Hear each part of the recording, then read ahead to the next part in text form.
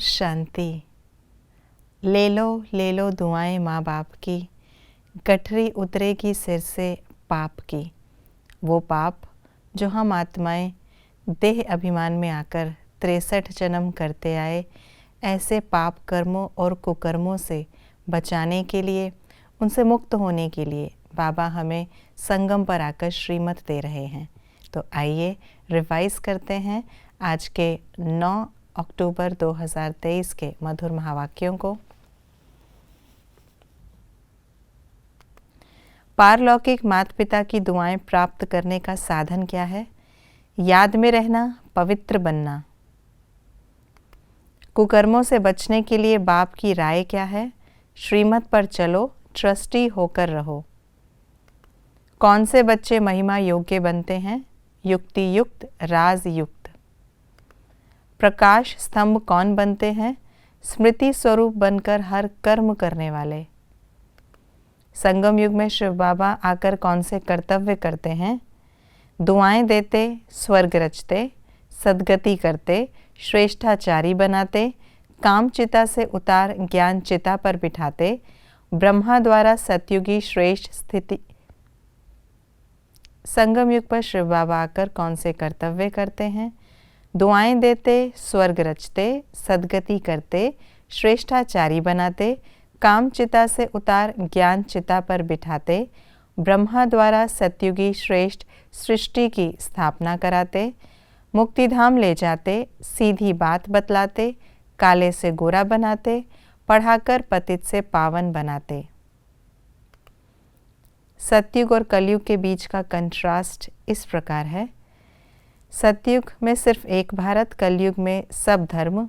सतयुग में थोड़े मनुष्य, कलयुग में ढेर मनुष्य। सतयुग में है राम राज्य, कलयुग में है रावण राज्य। सतयुग है पावन दुनिया, कलयुग है पतित दुनिया। सतयुग में बच्चे स्वर्गवासी हैं और कलयुगी बच्चे नरकवासी हैं। सतयुग में भारत श्रेष्ठाचारी था, कलयुगी भारत भ्रष्टाचारी है। सतयुग में दैवी संप्रदाय थी, कलयुग में आसुरी संप्रदाय है। क्या होने से क्या होता है?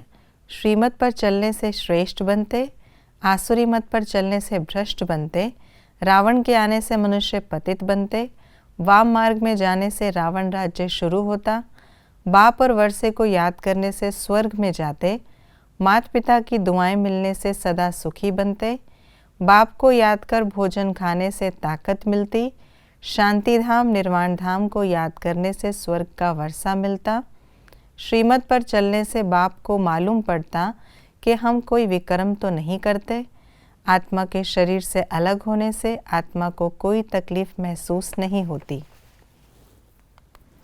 हम किन बातों को जानते हैं? इस समय के माँ बाप दुआएं नहीं देते। पतित पावन एक परमपिता परमात्मा ही है।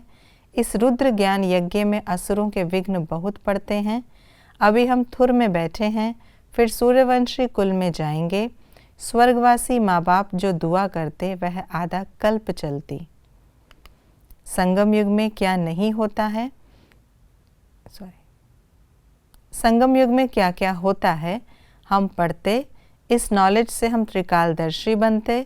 हम थुर में बैठकर राज्यों की तपस्या करते। लक्ष्मी नारायण के राज्य का फाउंडेशन लगता।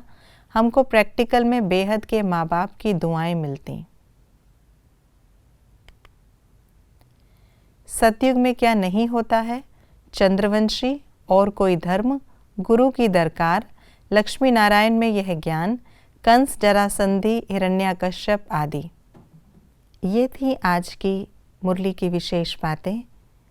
हम आत्माएं श्रेष्ठाचारी दुनिया में जाने के लिए ये श्रेष्ठ से श्रेष्ठ पढ़ाई पढ़ रहे हैं और संगम युग पर बाबा हमें दुआएं दे रहे हैं। इन दुआओं के बल से हमें ऐसे कर्म करने हैं जो पिछले विकर्म कट जाएं और नए श्रेष्ठ कर्म करने के लिए हम अपनी प्रारब्ध संगम पर जमा करें। ओम शांति।